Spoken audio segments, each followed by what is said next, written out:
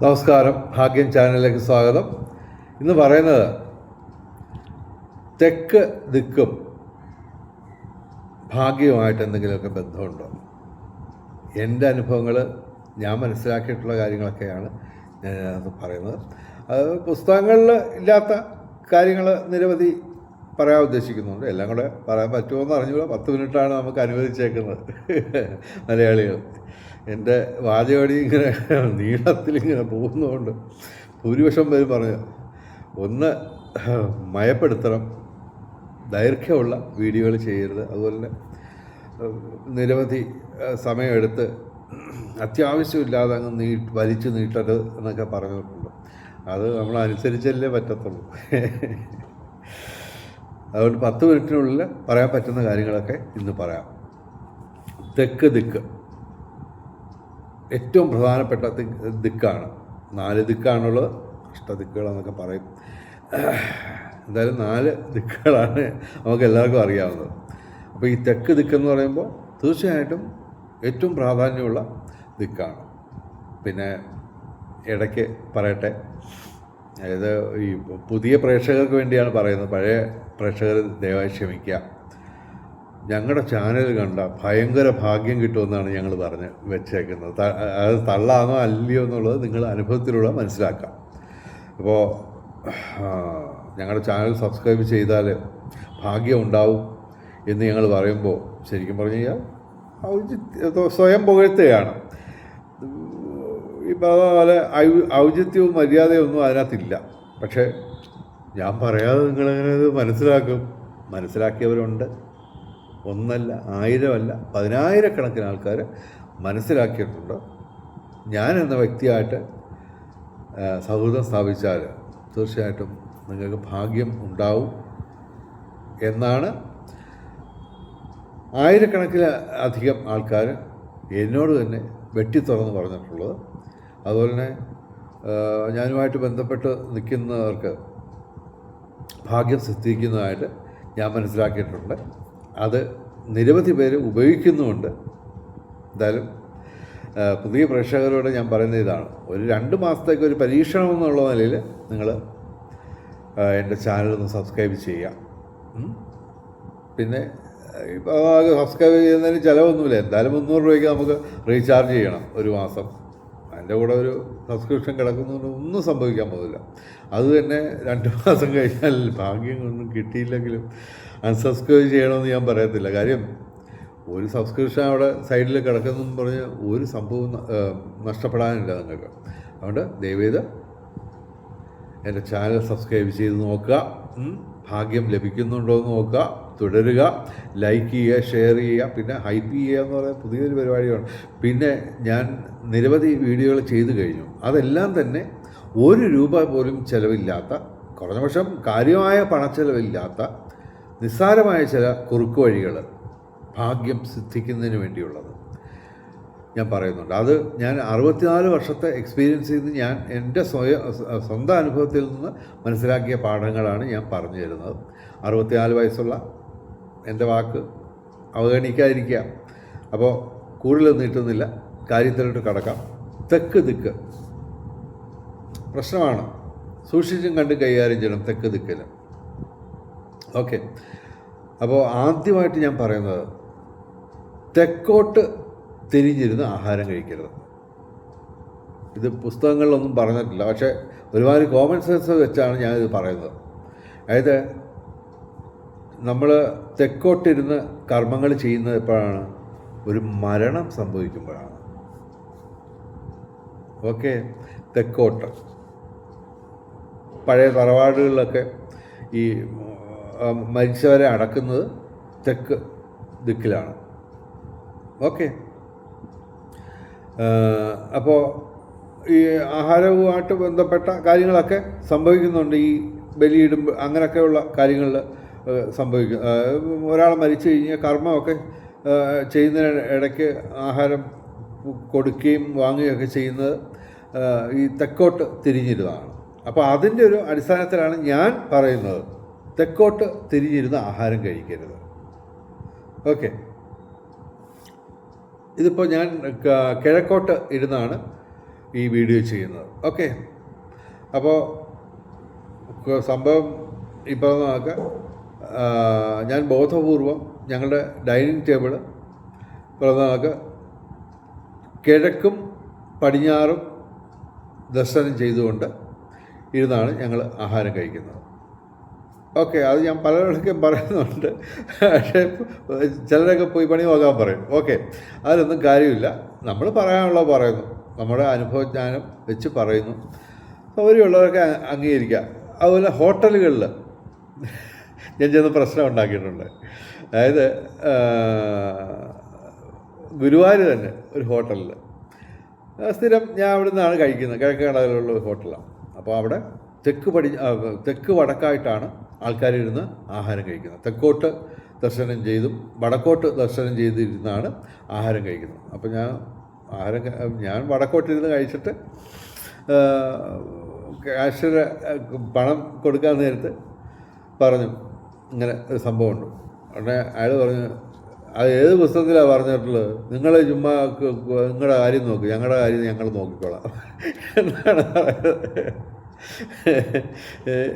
ഞാൻ പറഞ്ഞു ഓക്കെ, അങ്ങനെ ആവട്ടെ. എന്തായാലും ഇപ്പോൾ ആ ഹോട്ടലിൽ കിഴക്ക് പടിഞ്ഞാറായിട്ടാണ് ടേബിൾ ഇട്ടേക്കുന്നത്.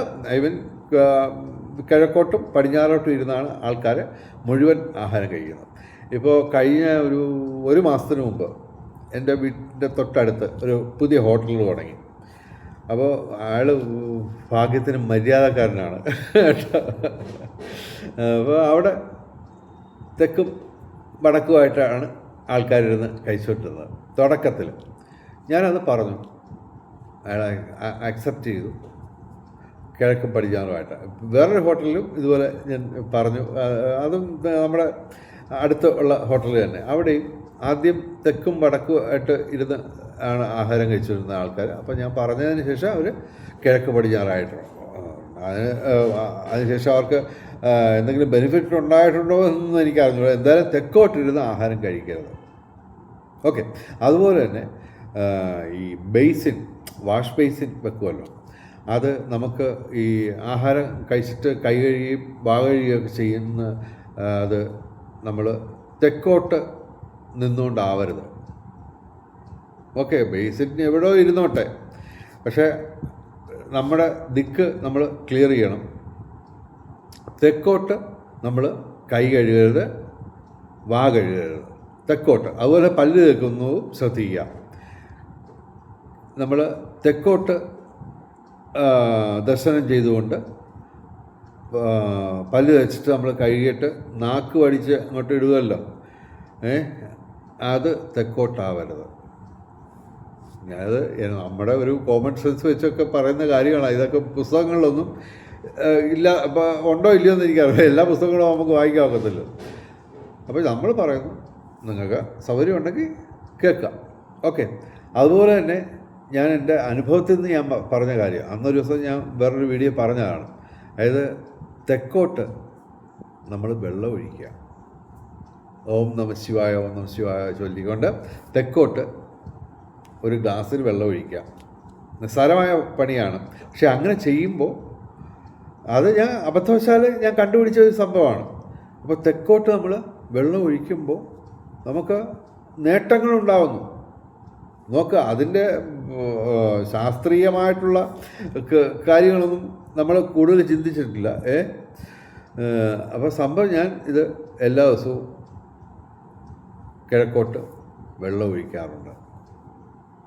ഓക്കെ, അത് കുറച്ചും കൂടി ശാസ്ത്രീയമായിട്ട് ചെയ്യാനാണെങ്കിൽ തെക്ക് വശത്തൊരു തുളസി ചെടി വെച്ചിട്ട് അതിന് വെള്ളം ഒഴിക്കുക. വെള്ളം തന്നെ ആവണമെന്നില്ല, നിങ്ങളുടെ സാമ്പത്തിക ശേഷി അനുസരിച്ച് പാലോ തേനോ ഒക്കെ ആവാം. ഓക്കെ, അപ്പോൾ സംഭവം അത് വർക്കൗട്ട് ആവുന്നു. എനിക്ക് വർക്കൗട്ട് ആവുന്നുണ്ട്, ഇനി നിങ്ങൾക്ക് എന്തോ ആവുമെന്ന് എനിക്കറിയത്തില്ല. അതുപോലെ തന്നെ നമുക്കറിയാമല്ലോ, നിങ്ങൾക്ക് അറിയാവുന്ന കാര്യം ഞാൻ പറയാം. വിളക്ക് തെക്കോട്ട് വെക്കരുത്, കത്തിക്കരുത്. കത്തിക്കുന്നത് എപ്പോഴാണ്? ഈ